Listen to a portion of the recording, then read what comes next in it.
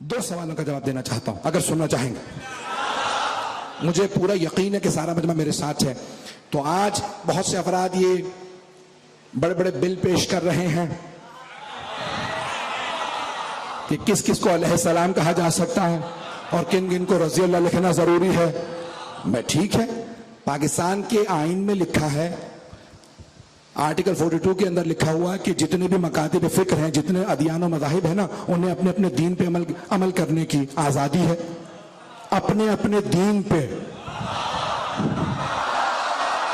اپنے اپنے دین پہ اور مذہب پہ عمل کرنے کی آزادی ہے. 2 مہینے پہلے اسلام آباد میں بحث چلی تھی مندر بننے کو، سارے مفتیوں نے فتوے دیے، حکومت نے کہا کوئی بات نہیں، آرٹیکل میں لکھا ہے، پاکستان کے آئین میں ہے، جتنے ادیان یہاں انہیں آزادی ہے. ارے مندر بننے کی آزادی ہے، علیہ السلام کہنے کی.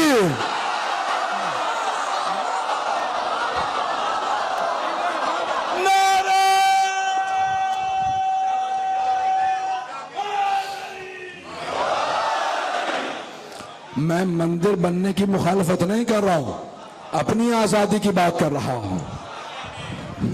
یہاں تک کہ کہا چرچ بھی بننا چاہیے. میں 2 ہی بحثیں ہوئی تھی، یا میں ہی ساری خبریں دیکھتا ہوں.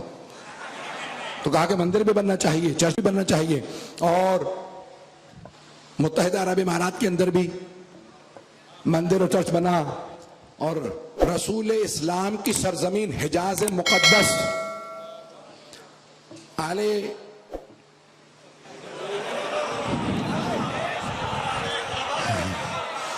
تو آل سعود نے ایک مرتبہ اجازت دی کہ رسول اسلام کی سرزمین کے اوپر دوبارہ بت کدا بن سکتا ہے. رسول خدا کہہ گئے تھے بتوں کے دوبارہ یہاں پہ بننے کی اجازت نہیں. انہوں نے کہا بت کدا بن سکتا ہے، کلب کھل سکتے ہیں، شراب خانے کھل سکتے ہیں، مسلمانوں کے لیے نہیں، اوروں کے لیے. پہلا سال تھا، بت قدوں کے لیے اجازت ملی، شراب خانوں کی اجازت ملی، کلب کھلنے کی اجازت ملی. پہلے ہی سال میں کعبے کے دروازے بند ہو گئے. بس بھائی میں نے کہا نا پہلا سال تھا، انہوں نے برائیوں کے شر کے دروازے کھولے. اللہ نے کہا تم کیا سمجھتے ہو کہ تم جو چاہو گے کر لو گے؟ میں ایسی وبا بھیجوں گا، آدھا شاہی خاندان گھر میں بیٹھا ہوگا، اور پھر ایک چھوٹی سی وبا آتی ہے، سب کو پریشان کرتی ہے. چھوٹا سا ایک مچھر خلیل خدا جناب ابراہیم نے کہا تھا نمرود سے باز آ جا، خدائی کا دعویٰ بند کر دے. کہا میں خدا ہوں، دعویٰ کیا بند کر دوں؟ بار بار تبلیغ کرتے رہے بابل میں، نجف سے باہر. اس نے کہا نہیں باز آؤں گا. کہا پھر سوچ لے، اللہ نے کہا ہے میں اپنی فوج بھیجوں گا. اس کا بہت بڑا قلعہ تھا. کہا ابراہیم کہہ دے اپنے خدا سے فوج بھیج دے. کہا قلعے کے سارے دروازے بند کر دو. جناب ابراہیم نے کہا پروردگار اپنی فوج بھیج دے. اب جناب ابراہیم نے سوچا اتنے بڑے بڑے فرشتے ہیں، پتہ نہیں کون کون آئے. اللہ نے کہا نہیں، میں بڑے بڑے دشمنوں کو چھوٹی چھوٹی مخلوقات سے مارتا ہوں. ایک مرتبہ پورے کے پورے قلعے میں مچھر بھر گئے. نمرود نے پوچھا ابراہیم یہ کیا؟ کہا میرے رب کی فوج.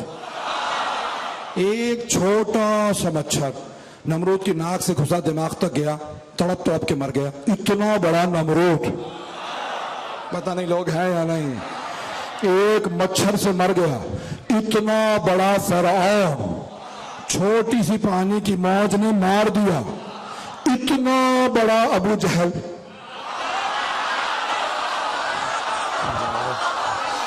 سب سے چھوٹے صحابی حضرت عبداللہ ابن مسعود نے جا کے مارا. جب سارے صحابہ بیٹھے ہوتے تھے نا، ان کا اتنا قد چھوٹا تھا کہ وہ کھڑے ہوئے ہوتے تھے تو سب کہتے تھے یہ بھی بیٹھے ہوئے ہیں. اتنا چھوٹا قد تھا، سیاہ فام تھے، چھوٹا سا قد تھا، پتلی پتلی ٹانگیں.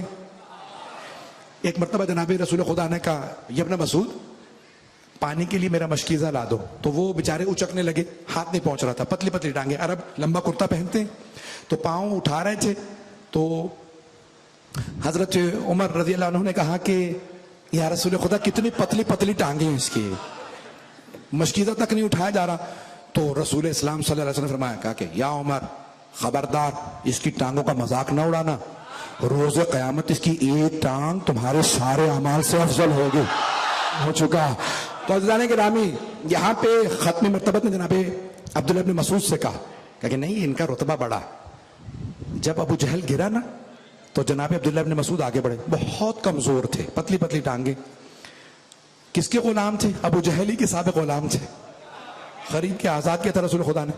تو جیسے پہنچے نا خنجر لے کے اسے مارنے کے لیے، تو اس نے کہا اوے کسان کے بیٹے مر رہا ہے.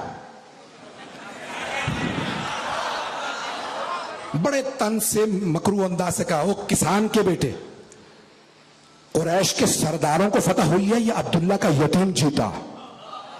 رسول خدا کا نام نہیں لیا کہ نام لائق نہیں، کا یتیم کا کون جیتا؟ تو جناب عبداللہ ابن مسعود نے ایک مرتبہ سر اٹھا کے کہا کائنات کے حبیب خدا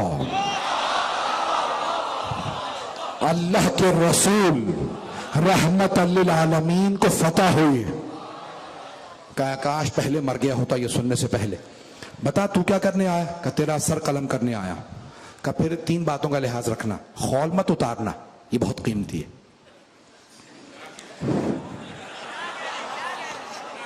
کہا کیوں؟